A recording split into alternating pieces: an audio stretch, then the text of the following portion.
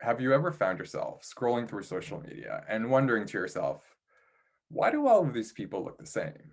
The poreless skin, big cat eyes, high cheekbones, and of course, very plump lips.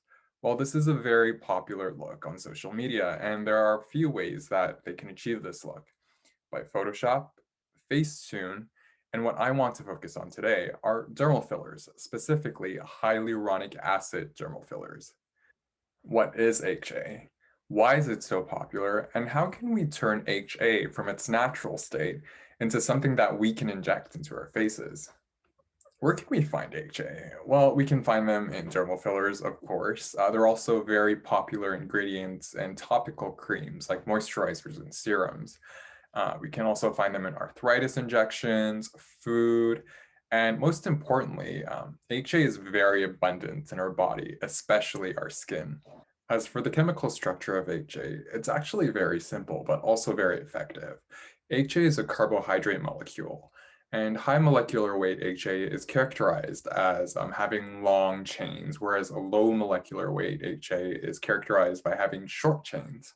What makes HA so effective at what it does are the OH groups, which are hydroxyl groups. And they are molecules that consist of an oxygen atom bonded with a hydrogen atom, and the high polarity readily attracts water molecules to form hydrogen bonds. Because HA is hydrophilic and so good at drawing water, this really allows for the maintenance of tissue hydration and its viscoelastic characteristics. HA are humectants, which are very popular ingredients in moisturizers because they lock in water. But the downside is HA can draw water out of the skin if the external environment is really dry. So it's recommended that we apply topical HA in human conditions.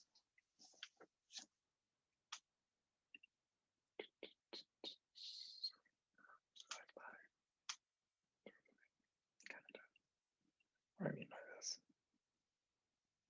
So, does size matter? In terms of HA, it kind of does. So, what do I mean by this? We can think of high molecular weight HA, which are those long chains, as the original structure. It influences tissue hydration and provides a solid extracellular matrix to maintain cells and collagen. And so, when high molecular weight HA binds with water, it forms a viscous gel like consistency.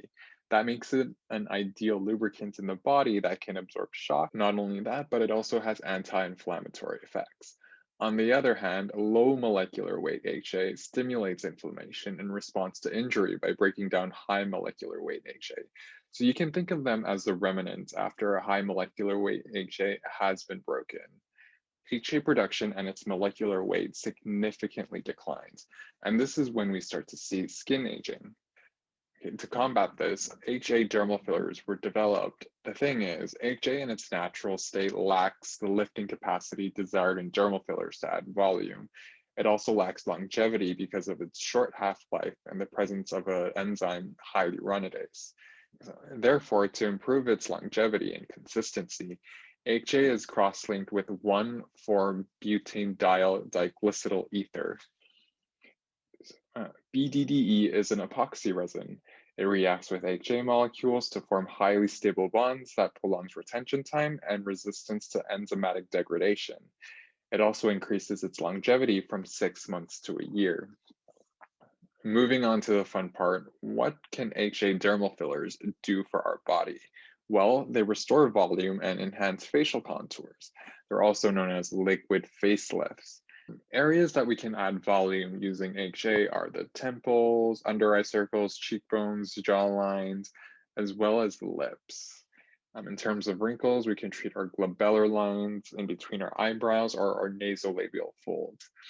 In terms of safety, minor complications include bruising, infection, redness, and swelling from the needle injection. And I personally didn't know that filler migration was a thing. I thought that when people injected filler into their faces, that just stayed there. But there's actually nothing holding it in place, so the filler is free to move wherever it likes.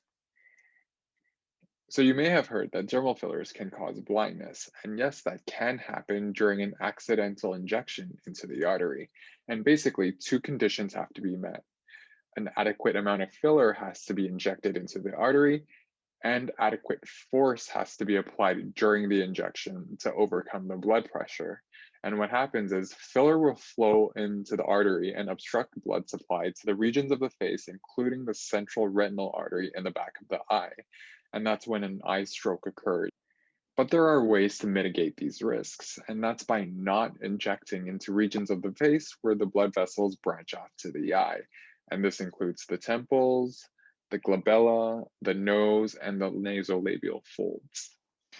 Moving on, as popular as hyaluronic acid dermal fillers have become over the years, Botox or botulinum toxic still remains as the most popular non surgical cosmetic procedure. Now, Botox is a neurotoxic protein. It inhibits acetylcholine, which is an excitatory neurotransmitter that is responsible for muscular contraction. Okay. By injecting it into facial muscles that are responsible for expressions, it'll freeze the muscle and therefore smooth the lines. In terms of its safety profile, Botox is relatively safe. It is lethal in large doses. However, the small doses used in cosmetics are entirely safe. Minor complications include bruising, redness, headache, facial weakness, and facial drooping when too much is injected. What can Botox do for us? Well, remember that Botox freezes, so we can use them to reduce the glabellar lines, our forehead lines, nose wrinkles, the crow's feet, nasolabial folds, and even the horizontal and vertical necklines. One of the most popular Botox procedures is an eyebrow lift. And what they do is they inject Botox into the muscles that bring our eyebrows down. And by doing that, it really opens up the eyes. And we can see that in this before and after picture. So, another interesting use of Botox is facial slimming. So, we have chewing muscles called the masseter muscles on the side of our jaw here. And sometimes they can be quite bulky. And by injecting Botox into them, it'll relax the muscle and thereby reduce the volume and provide a facial slimming effect that we can see in this before and after picture. Okay. Other than that, Botox can also treat migraines, excessive sweating, eczema, and even acne. In conclusion, fillers are a popular choice because of HA's hydrophilic properties. However, Botox is superior in that it has a better safety profile and better at treating wrinkles, whereas fillers are better used for adding volume and sculpting facial features. I want to end with this question, which is, do dermal fillers fully degrade in our bodies? Yes, our bodies can degrade hyaluronic acid, but what if it's cross-linked with an epoxy resin? Because there have been cases where people still have lumps and bumps in their face years after they've had their dermal filler injection. And so, as of now, all of the research is pointing to dermal fillers degrading in our body anywhere from 6 to 12 months. But I think in the future, we'll see a lot more research popping up in regards to filler migration and filler degradation, as well as the remnants of fillers in our faces years after getting injections.